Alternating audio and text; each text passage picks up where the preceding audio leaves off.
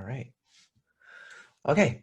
We're going to be setting up our environment for developing, and this is going to be specifically for the Java class, but some of the things that you install might be helpful along the way. And just really quickly, can people who don't have a Windows and a Mac like say something in the chat, like saying, I don't have a Windows or a Mac? Okay, seems to be one person.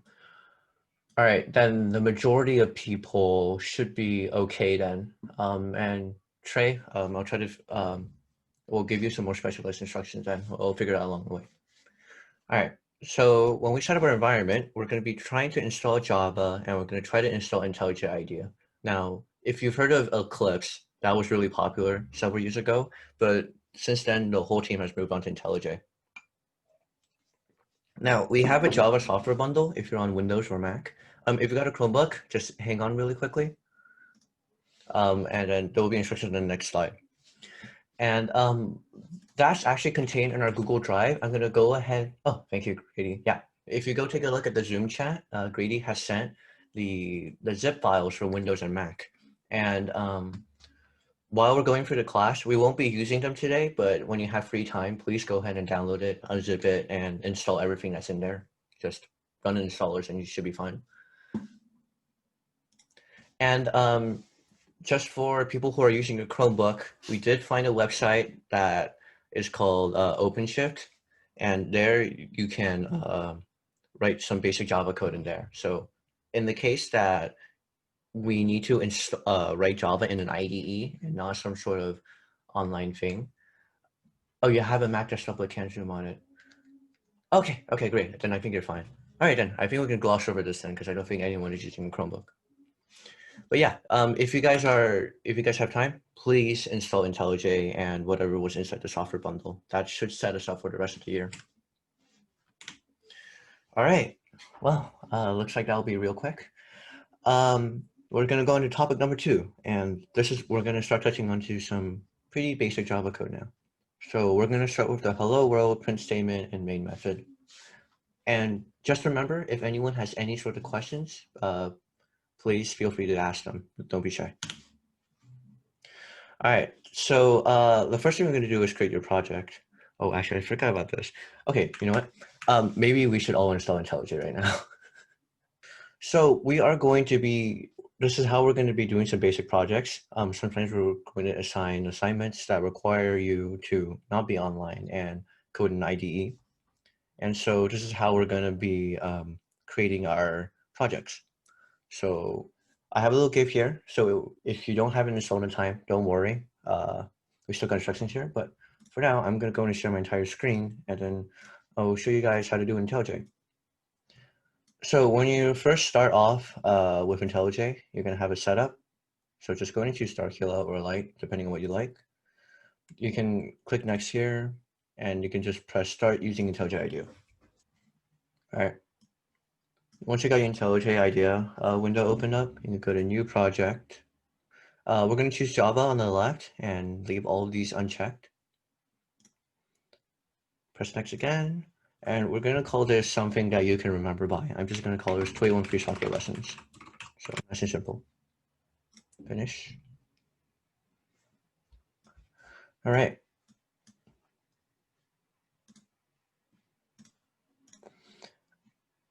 And first of all, you're going to bring up the project tab on the top left. And you're going to open up this folder. And it should have created an FRC and some other files. The source, we're just going to right click it. We're going to go to new. We'll create a new Java class. And for now, we're just going to call this hello world. And this is where we're going to start coding some stuff. And then we'll explain what all of this public class hello world later on in future lessons. But for now, let's do something as simple as printing something out, making the code show a piece of text. Let's go ahead and go back to the slide real quick. So on the bottom, we're going to be making a main function or a main method. So public static void main string args. And the key thing about this main method is that every Java program is going to have a main method. The reason why we called it main is because that is the method that gets called every single time you start the program. So let's say I had line 1 of code, I had line 2 of code, and then so on and so forth. It's going to run from top to bottom from line 1 all the way to the last line. And that's how our code is going to execute. If you're familiar with other languages such as Python or JavaScript, those are considered scripting languages. You go from top to bottom. And for now, you can think of it as this as sort of like a script. Just remember it's like an order of execution. All right, now we're going to do something super simple. We're going to print to the console. And just for people who are not aware, the console, or sometimes called the terminal, is what the program can output to. So for example, if you want to make sure that the program is doing something right, or like you want to do status checks, it can output to the console. And just to show you what that looks like, I'm just going to go quickly execute this block of code. And then it's going to build first. That's the compiler doing some work.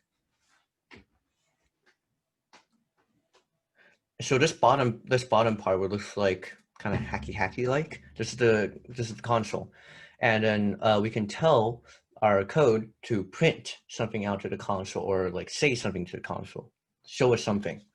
And so that's what this is called. And system.out.println is a method. Again, if there's some terminology here you don't understand, don't worry about it. We'll go over it in the future.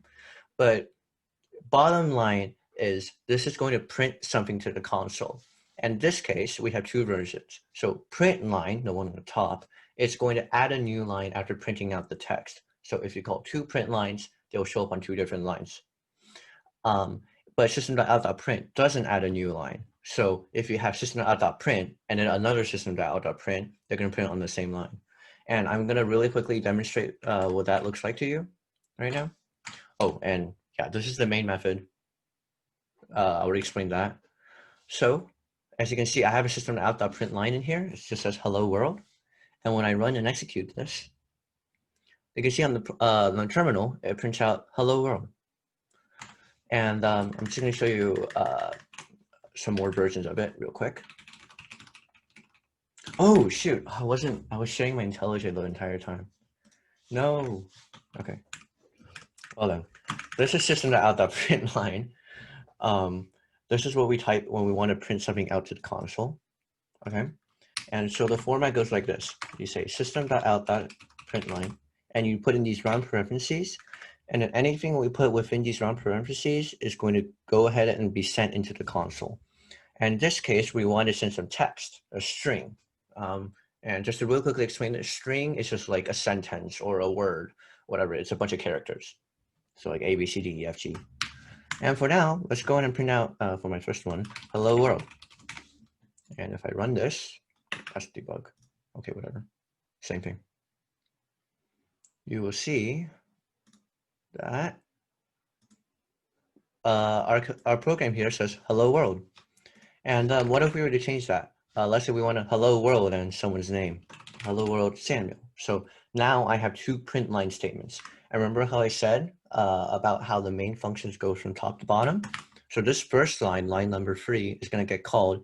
And then after, when that line is done, line number 4 is going to get called. So let's go ahead and run this piece of code.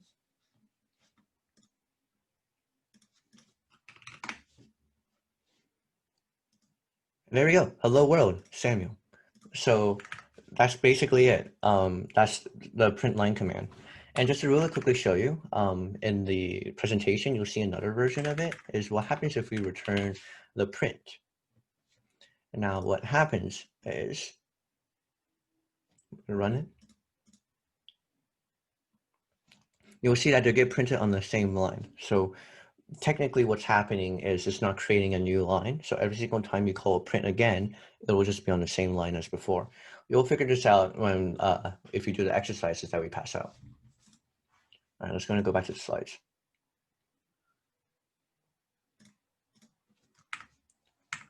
Yeah, so you see how we have two versions of the print command. Both start with system.out dot and it has the parentheses and the quotation marks, but it prints out, they print it out a little bit different if you have more than one. And again, if you can't have IntelliJ right now, we got lots of GIFs on the slides that should help you a little bit get started. All right. Does anyone have any questions so far? Is anything confusing? Yeah, I'll give it like 30 seconds if anyone wants to say something.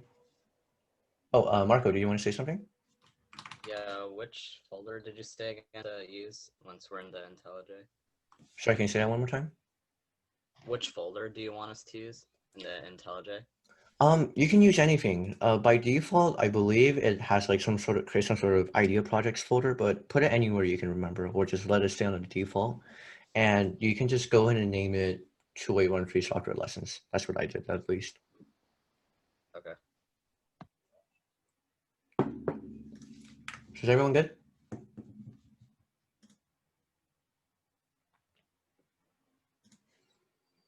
All right, you know what? We're chugging along. So how about really quickly, we're going to do a quick exercise. So I want everyone to participate with this, okay? I want people in the chat replying. This is like be a normal class. I'm going to share this document later on, but we do have a document that has our Java curriculum, and it will contain the basic topics of every single one. As you can see in total, we have going to go up to 35. So we've got quite a bit to go through. But we've got classwork and homework here. We're not going to be making the homework optional, but if you want to keep up, try to do the homework as much as you can. But if you're busy with schoolwork or some other thing, don't worry about it. Now, real quick, we're going to do a quick question. We're going to be using Practice It. I'll get you guys the account on Practice It sometime later, but let's just do this question really quickly. All right. So which one of the following is the correct syntax to output a message? And just to be clear, syntax is grammar for programming language. And we got A, B, C, D, and E. So I'm gonna give you guys like 2 minutes. Please put in chat A, B, C, D, or E. Which one do you guys think is correct? Right, okay. Looks like a lot of people answered with E. And E is the correct answer. And the reason why A is incorrect is because, first of all, it's not out.system, it's system.out. And the parentheses are like kind of weird and strange as well. You see the quotation marks ends up before the parentheses. So this is wrong. Number two, system.println hello world.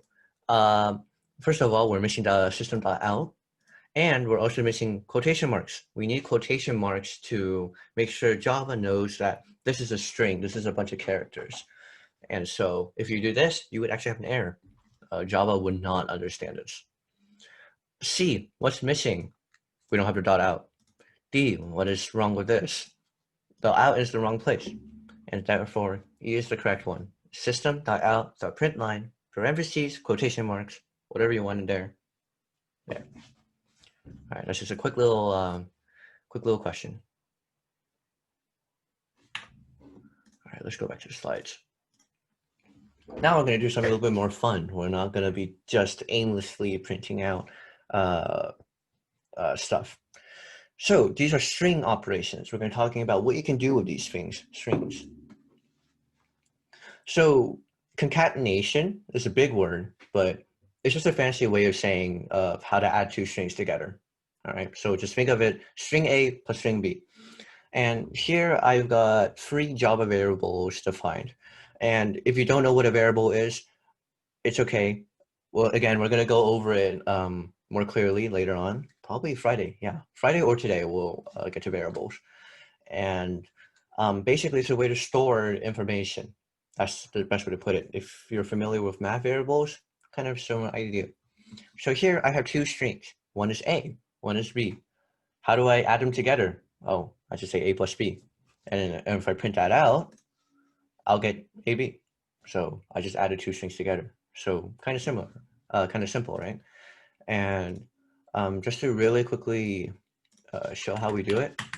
So you see how with our previous code, we used 2 print statements to print out hello world exclamation mark Samuel. What happens if I wanted to combine this into one? So I can go in and delete that second line.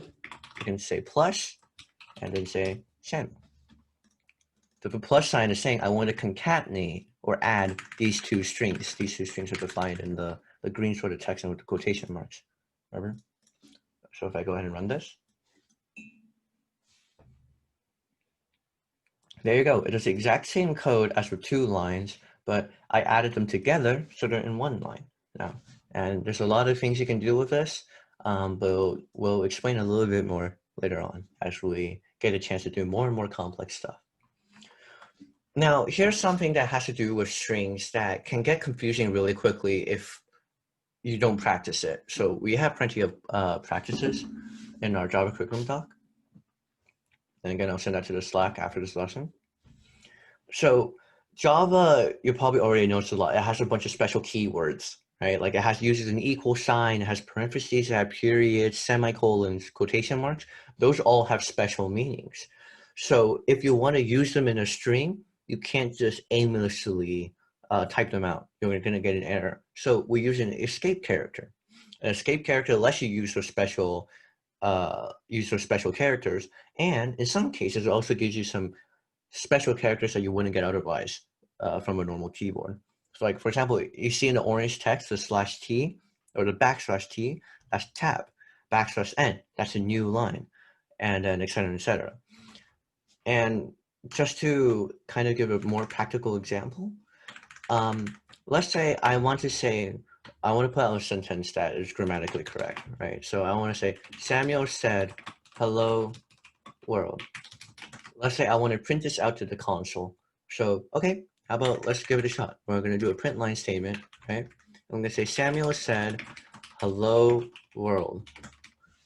Now, if you might have noticed, we have a bunch of red text here. It says cannot resolve symbol hello. And the reason is because Java uses quotation marks, double quotes, to mark a string, except our string has quotation marks inside of it. And so what do? We use a backslash, we use an escape. And you can see now this first quotation mark shows up as that. I'm going to do the same for the second one. And there we go. We got no more errors, no more red stuff. And so this backslash is pretty important if you want to print out some special characters. And if you don't know where your backslash is, it's the key above your enter key and below your backspace. So here, I'll show my keyboard to the camera right now. If you guys can see my camera. This is a normal slash you're pretty used to. Oh, where is it? Oh, here it is. This is a normal slash you're pretty used to using when you're like writing essays and stuff. But the backslash is above your enter key and below your backspace key. That's how it is on most keyboards. So that's just to make sure that you guys know that there's a pretty clear and distinct difference between the backslash and the forward slash. Just remember that. Just to show you, I can print a forward slash without any issue, but I can, backslashes are special. And just to quickly show you guys, I'm gonna go ahead and run this. And there you go, I printed out double quotes, and I've had to use the escape key. And it's just something a little bit complicated. Tab pushes it to the front. New line pushes everything to the new line. That's why B, C, and D are a line below A. To print out double quotes, you need that escape key. And to do a backslash, you actually have to do 2 backslashes. You have to have it escape itself. But I hope that makes sense. No questions, right?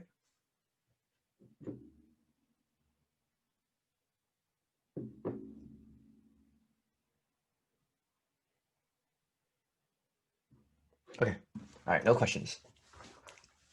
Now we're going to touch on something very basic, and we're going to call it methods.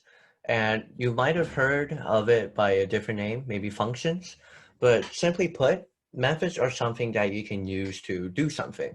That's as simple as that. And programmatically, or like in code, methods or functions are defined as blocks of code that you can execute. And we're going to do something very simple here is strings naturally come with a few methods that Oracle or Sun has written for you. So you get to use it. You don't have to write it yourself. And here we have 3 examples here. And strings have a whole bunch more. You can read documentation about it, but there's a lot you can do. But 3 of them here are to uppercase, substring, char at. And in general, the method names will be self-explanatory about what they do. And in order to use them, you have the string or the variable holding the string. In this case, we have A. Oh, shoot. Am I sharing my IntelliJ still? Sorry, I'm still getting used to this whole entire thing. Right. We got string methods. Yeah. So we have the variable A, and you can call a method on it. So in this case, we have 2 uppercase, substring, and char at. And 2 uppercase, well, I think it's in the name, it's going to convert the string all into uppercase. Substring is going to give us sections of the string, and 1 and 3 tell us where. I'll explain that more later on. And char at tells us which character is at the specific position. So you might be wondering, hey, how in the world do we use this? Okay, this kind of doesn't make sense. But if we break it down slowly, right, the string A contains A, B, C, D, E. So 5 letters of the alphabet. Pretty simple, right? So when we say A.2 uppercase, and we put in the round parentheses to make sure we call it, we get all uppercase A, B, C, D, E. Now, substring gives us a piece of the string. So you can see we got B, C. And the way it works is you specify the starting, which character you want to start at, and then which character you want to end at. But it's a little bit more confusing than that in reality. Something to note, first of all, is you might have noticed that the substring, the BC, it starts with B, but I put 1. So how come? You think when I say 1, I mean start at the first letter. But you have to remember, Java and a lot of programming languages start counting from 0. So I'm going to quickly type something out in IntelliJ real quick. So I've got my string here, right? A, it actually has position 0. Oh, shoot. No. A is actually position 0. B is position 1. C is position 2. D is position 3. And E is position 4. Even though we have 5 letters. Okay, but we start counting at 0. So when we say we want the substring from 1 to 3, it means we're going to start from 1 and then we're going to stop right before 3. So that's why we eventually end up with BC. If I say 2 to 5, okay, we're going to start at 2. So we start with C, and then we're going to go up right before 5. You can see 5 doesn't actually exist, but the way substring works, we're going to stop right before 5. So what we're going to get is CDE. And just to make sure that I'm not speaking out of my own butt, I'm going to run the code, and you can see we got CDE. All right, we got a section of that string. And then A.char at gives us which character is at that specific position. Sorry, my mouth is kind of dry. So if we are saying we want the character at number 2, character meaning like an alphabet or something, a letter, which position do you guys, what do you guys think A.char at 2 is going to print out? Okay, I'm just going to hide this. There we go. What do you guys think A.char at 2 is going to print out? If you guys can answer in the chat, that'd be pretty cool.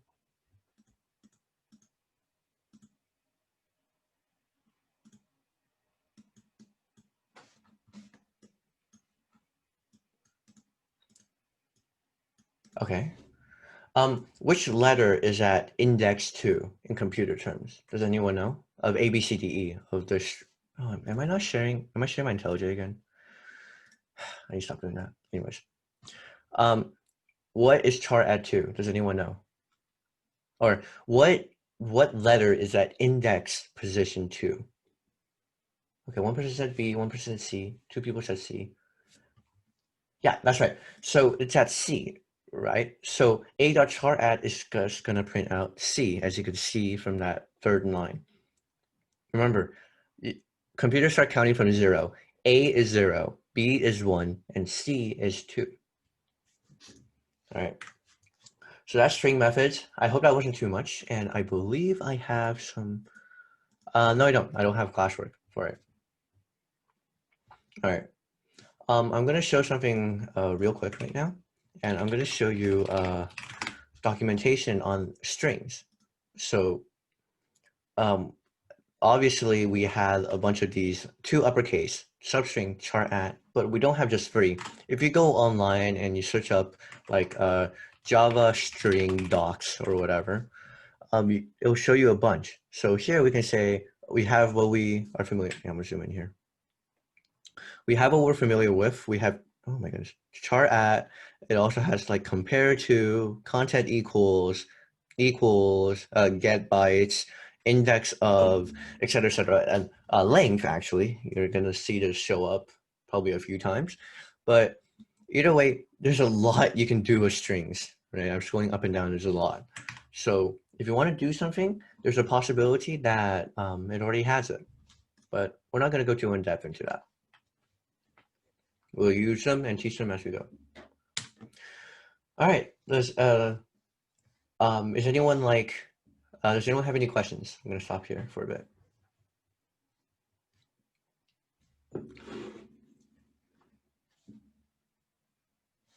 All right, no one has questions. All right, we're going to go into a little bit more meat now. We're going to call variables and data types. So far, we've only worked with strings. Now we're going to start having numbers and booleans. And what are those exactly? So in Java, we have different data types. So what do I mean by data types? A number is a data type. A string is a data type. True or false is a data type. Or if I want to, I can say a person is a data type. A car is a data type. So in Java, we have 2 distinct categories of data types. One are called primitives and one are called objects, or I don't know what they're called, like complex types, something like that. But anyways, we're only going to be going over primitive types today, but primitive types are things that Java can handle very easily. It can do calculations really quick on, and you don't have to do any extra definition or modifying of them. They're just there and they exist for you to use.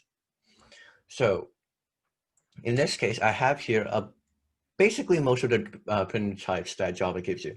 We have int, which are integers. If you know from math, integers are whole numbers that can be negative or positive. Boolean stands for true or false. I just want to make it very clear. Boolean, you're gonna see this very often in the future. It's very important. So just remember, Boolean is a true or false statement.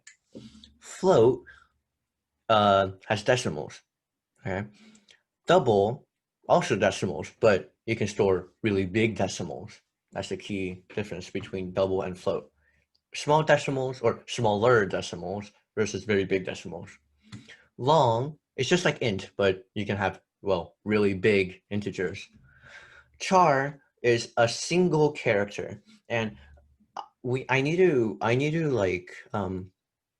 express this, that char is not a string. First of all, I'm just going to delete all this. Char is defined with a single character. All right, you guys can see that. But a string is defined by double quotes. So single quote, double quote. Second of all, you cannot have multiple characters with a char. Char only has one letter, and that's it. So you can see I put in 2 characters. It's red now. My IDE IntelliJ is saying too many characters in character literal. So I have to delete one to keep it as a char, or I turn it into a string with double quotes. All right, very clear distinction here. All right, we're gonna go to another one. Short. It's an integer, but small numbers. Byte, again, integers, but even smaller numbers. And I hope that all that makes sense. So these are the primitive data types that Java has for everyone to use. Now, how in the world do we use these data types? How do we use variables? All right. So in Java, we have 2 main parts about variables. Number 1 is declaration. All right. First of all, we have to declare the data type of the integer, and then we have to declare the name. A variable is useless without a name. If you don't, like for example, I'm Samuel, right? But if you took Samuel away, you only know that I'm just a person. How do you identify that I am me? Same with Brady. If you strip away his name, then his value kind of becomes pointless. It's lost. We don't know what Grady is. So identification of the variables is very important. So we give them a name. Just to be clear, the reason why we use the word foo is because this variable doesn't have any specific use case to it. Like we don't have any better way to describe it. So we just say foo. It's like a placeholder name. So just to be clear, for example, if I want to hold the number of people in the software class, right? I can just say int number of people, and that is my declaration. And so the name sort of is convention to sort of describe what the variable means, what value it actually holds. And just to be clear, when you're defining variables, the first letter is going to be lowercase, and any words after that is going to have their first letter capitalized. We call this camel case. You'll get more used to it as you see more code and you do more code yourself. Now, what's the point of a variable if you don't have a value to it? And that's where assigning is. So assign is when you use an equal sign to give it a value. So the equal sign is sort of like what you think of in math. When we say equal sign, the left side has to equal the right side has to equal the left side. That's what it means in math, right? In equal sign, we say foo is this. This variable now has a value of this. So that's what we mean by assigning. So you have declaration and assigning. And in Java, and something we do very common, we put the declaration and the assignment all in the same line. Integer foo is equal to 0, semicolon. Oh, and I don't think I talked about it yet, but semicolon is how we end every single line in Java. If you don't, if you can see, we got a red squiggly line, the ID compliance, and we're not going to be able to run this code. So now we can say number of people is equal to 5. And if I were to, I can say number of people. And just to be clear, we're not printing out a string anymore. We're printing out a number. And we're printing out a variable. So we don't need double quotes. Okay. If I run this, you can see when I try to print out the variable number of people, I get 5. If I change this variable to say like 10, I'm going to get something different. It'll print out 10 instead. See, there we go. And something to note about Java is this is a strict type language, meaning you cannot change the type of a variable. So right now I have this declared as an integer and I'm assigning an integer. Well, what if I want to say number of people is a string for whatever reason? No, this is very illegal. I cannot do this, all right? Because I already said this variable has a type of integer. I can no longer change it to string. And that's different from other programming languages such as Python and JavaScript, all right? Just a clear distinction. And just real quick, I'm gonna go ahead and zoom. I'm gonna zoom in for this to make sure that you guys can read this.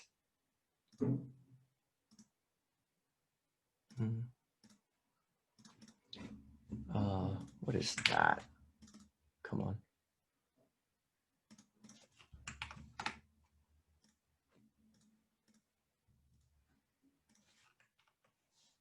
Okay, I'll do this later.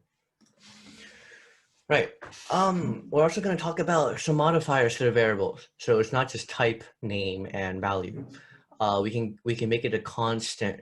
Now, going back to math again, what is a constant? So a constant is a variable that never changes, right? So x, when we use the variable x, like in equation y equals mx plus b, x is not a constant because x can change. X could be 1, x could be 6. But m, in mx plus b, m is a constant. B is a constant. That number doesn't change no matter what value x is. And in programming, that just basically means, hey, we can't change the value of this constant. So, and we declare that by saying final. And let me show you what that kind of looks like.